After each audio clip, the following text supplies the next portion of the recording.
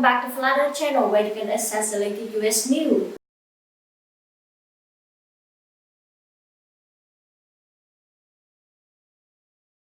I've been shocked, Bill, when I go around the country, how working class Americans feel like the Democratic Party does not care about people like them, is not talking to them. Right. And when I was growing up, the Democratic Party was the party of the working class, the little guy or gal. We need to get back to that. I can't tell you how much credit Donald Trump got just for calling out the pain that many of these communities are in.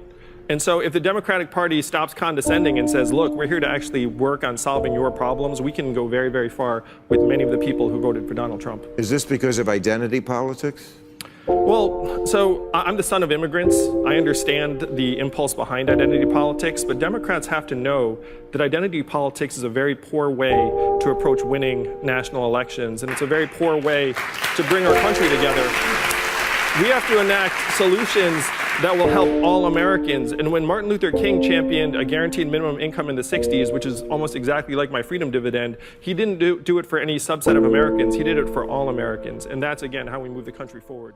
44% of American jobs are either repetitive manual or repetitive cognitive. That puts us at around the middle zone of countries. Now, we have a couple of things working against us.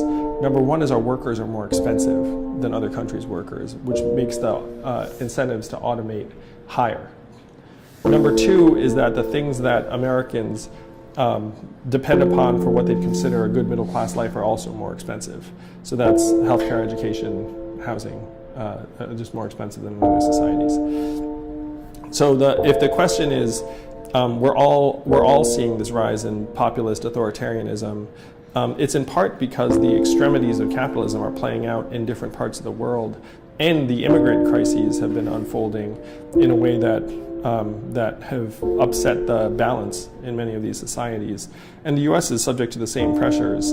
To me, Donald Trump is a manifestation of the third inning of this transformation we're in the midst of. The problem is that no one in the Democratic field is talking about actually trying to cure the underlying disease. They're treating it like Donald Trump is the disease. What I'm saying is Donald Trump is the symptom. The disease is a transforming economy because of accelerating technology. And so if we don't cure that disease, then it's just going to go back and forth while our economy becomes more and more extreme. I studied economics in college, and according to economic theory, if you were to automate away 4 million manufacturing jobs, which we did, those workers would move, get retrained, reskilled, find new, higher productivity jobs, and all would be well. But when I dug into the numbers, it turns out that almost half of those workers left the workforce and never worked again. And of that group, about half filed for disability. And then you saw a surge in substance abuse and drug overdoses and suicides, none of which were in my economics textbook. It didn't say, hey, like workers are going to go home, file for disability, and start dying at record levels. So if you look at that fact pattern, you say, okay, that's what happened when 4 million manufacturing workers lost their jobs. That's actually a much better sign of what's going to happen when the 3.5 million truckers and the 2.5 million call center workers and the over 10 million retail workers suffer from the same sort of displacement. I think it would be insane to just sit back and watch this automation wave overtake our communities and our economy. So we're not ostriches. We can get our heads up out of the sand and say, look, we get it.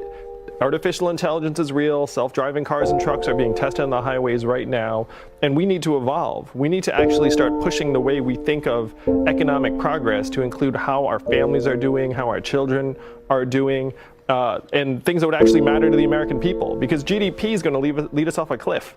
You know, robot trucks, great for GDP, terrible for many, many American communities. So we need to get with the program and figure out how to actually make this economy work for people. I sit with my jaw open. I agree with you so strongly. Let me ask you finally, why isn't this a central question in the campaign of everybody running for president on any side? And why instead are they talking about issues that really are kind of frivolous? Why aren't they talking about this? You know, it's a good question, Tucker. I mean, one of the reasons I'm running for president is to push this into the center of the mainstream agenda, where every candidate should be talking about what we're going to do about the fact that we're automating away the most common jobs in the economy right now.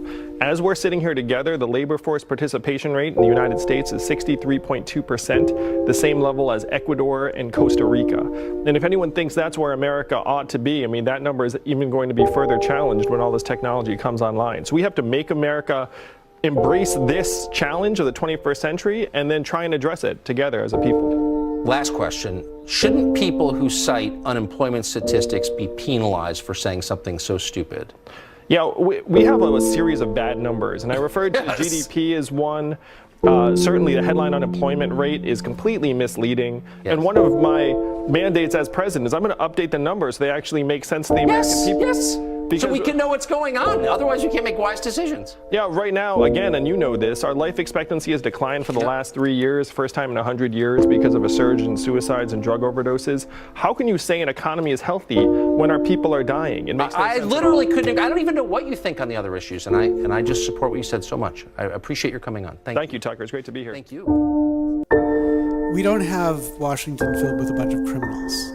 Members of Congress are not bad people. All of them go to Congress, I think, whether you agree with their policies or not, for the right reasons. They're all trying to do good. But then they find themselves in the middle of the system that forces them, if they're going to survive, to behave like this. And so I think one really important thing is to stop vilifying people as if they're evil people and just take on the system, which I think is the interesting perspective somebody like an entrepreneur brings to this type of question. Because you look at problems and you think, what's the twist that might make this problem go away?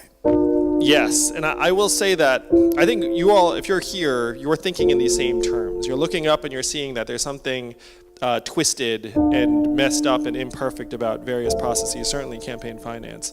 And it's very tempting to then demonize people on the other end of it. And sometimes, you know, they're doing really unsavory things. But what we have to do is we have to focus on fixing the system that is distorting and dehumanizing various people, turning them into economic actors very, very often. That is the mission that we all must be on. And I'm going to say right now, that mission will succeed or fail based upon the people here in New Hampshire.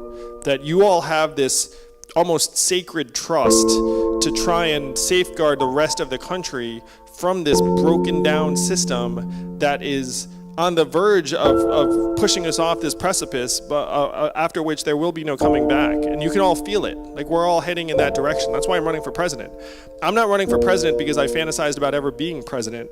I'm running for president because I'm an American and I'm a parent, and I can see the country we will leave to our children, and it is not something that I'm willing to accept.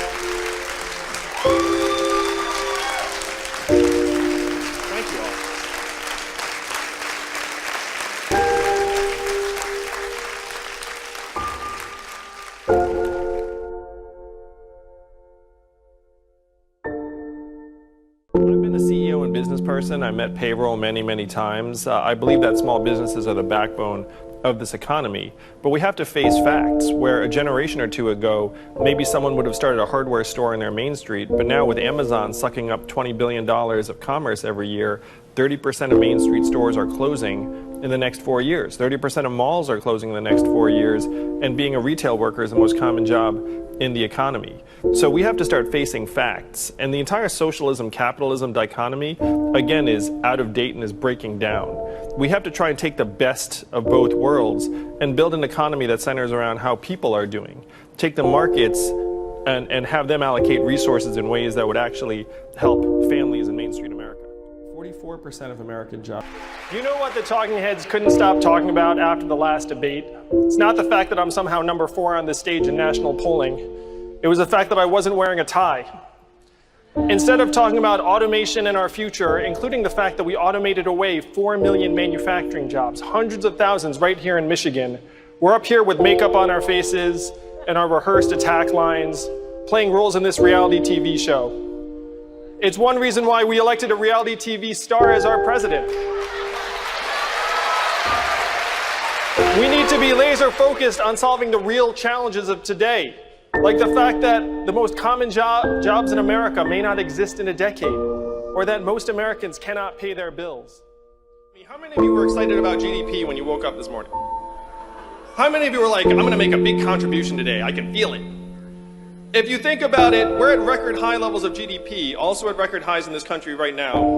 Suicides, drug overdoses, anxiety, depression, financial insecurity. It's gotten so bad that our life expectancy has declined for the last 3 years in a row. Last time our life expectancy declined for 3 years in a row, the Spanish flu of 1918. Global pandemic. That's the last time it happened. We need to evolve to the next set of measurements. And I talk about my wife who's at home with our 2 young boys, one of whom is autistic. What is her work included at in GDP every day? 0. And we know that's nonsense. We know it's the opposite of the truth. We know that her work... I was off the trail for a couple days taking care of my kids. And you know what I said after 2 days? Get me back to running for president as soon as possible. And if you're a parent, you know exactly what I'm talking about. It's the hardest work there is, but the most important. Instead of this GDP measurement that's running us off a cliff, we should be measuring our shared progress through health and life expectancy, mental health and freedom from substance abuse, clean air, clean water, childhood success rates. This is a vision of an economy that would actually work for the American people. Right now, the Democratic Party is being cast as the party that wants to spend money. We want to move society forward, and we need the right measurements to do that. So this is the vision we have to take to the rest of the country as fast as possible. We have to solve the problems that got Donald Trump elected. If you remember in 2016, what did he say? He said, we're going to make America great again. And then what did Hillary respond? America is already great. And that did not quite work. His solutions were garbage and nonsense. He said, we're going to build a wall, we're going to turn the clock back, we're going to bring the old jobs back. We have to do the opposite of all of that. We have to turn the clock forward. We have to accelerate our society and economy. We have to evolve in the way we think about work and value. And I am the ideal candidate for that job because the opposite of Donald Trump is an Asian man who likes math. Thank you very much, Democrats. Thank you very much. This is a really important point. So we have record high GDP right now. We also have record high stress levels, anxiety, financial insecurity, suicides, depression, drug overdoses, mental health crisis. These things are all true. And the reason they're true is that the economic indicators are actually completely off base and misaligned with how we're doing at this point. And one of the examples I use is that when my friends succeed in inventing cars and trucks that drive themselves, what will that mean for GDP? It's going to be great. What's that going to mean for the 3.5 million Americans who drive a truck for a living? It's going to be terrible. And so we have to align these two things as quickly as possible. And this will make it possible for us to do work that actually improves our own well-being. Because right now, our well-being and capital efficiency are in conflict. And old people who are seeking jobs that, in certain industries are getting caught in the crossfire because then the company is like, hey, my job is to serve the bottom line and I'm just going to assume that you're not going to be as helpful in that mission, and so I'm going to discriminate against you. So what we have to do is we have to change the bottom line of the organizations. And we have to change the bottom line of our society. We have to make it so that there's a human bottom line for our economy. We have to make it so that we measure our economy not in this GDP number that's going to lead us off a cliff, but in our health, our life expectancy, our mental health, how our kids are doing, how strong our communities are. If you make those the measurements of the economy, then I'm going to suggest that people who have decades of experience will become invaluable in so many of these settings. We can't set up a race that we're all going to lose. And this is not a matter of age, this is a matter of humanity. Your children, you're worried about them. How many of you all are parents like I am? How many of you are concerned that they're going to inherit a future that is not as bright as even the life that you'd experience? Like virtually all of us. I am too. That's why I'm running for president. And why are we all so concerned? Because we see that this economy is not designed for them to succeed. We see that this economy is not designed for them to have families and buy homes and start businesses and settle where they live. Instead, there's this message that if you want to have a good life, you can only live in, a big city or something like this. You have to try and pursue a certain sort of life. A study just came out today that said people in big cities are having fewer kids. And is that really the life that we want to prescribe for our country and our kids? So we have to rewrite the rules of our economy from the top down. This is why I'm running for president, to create a human-centered economy in the 21st century. Because it's not an age thing. I'm fairly technologically savvy, and I'm freaked out at the stuff they're inventing.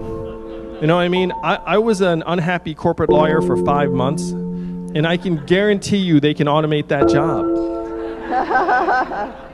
So stuff's coming down the pike that would have been unimaginable a decade ago, and it is up to us to galvanize energy around a vision for a different kind of economy and make it real as fast as possible. I think this may be the last question. Yang is the best choice. He's modest, intelligent, deeply strategic with a deep understanding of technology. $12,000 per year per person will virtually lift over American out of poverty. When people no longer have to worry of their basic needs, they will be happier and healthier. Happy people don't hate, and they tend to be less ideological and stubborn. I think the freedom dividend will have reduced the difficulties of finding common ground. He's not the one called centrist either. He doesn't have enemy. He don't see race, ideology. He's for all Americans, and he wants to be fair of all Americans. He sees problems that America face, and he wants to resolve them with actual plans. Andrew Yang is absolutely genius. I don't think any other politician that I have never seen on the left or right would have been able to go through such a controversial interview and still be calm, collected, and ready to every single question with facts, logic, a plan forward, and hope. Yang was awesome at answering and being carefully not to offend this tool of the interviewer. Only reason I watched the whole video is I really enjoy watching him interact with all types of people with different opinions, and he still gets his message across. He has had interviews with Joe Rogan, Ben Shapiro, Bill Maher, and many others. Easily the best candidate, and the people don't know enough about. Elon Musk just endorsed this guy. That's say a lot for a forward thinker, and that's on a tech company endorsing another forward thinker that want to tax tech company. Great mind think alike. If you want to vote Yang in 2020, you need to vote for him in the Democratic primaries.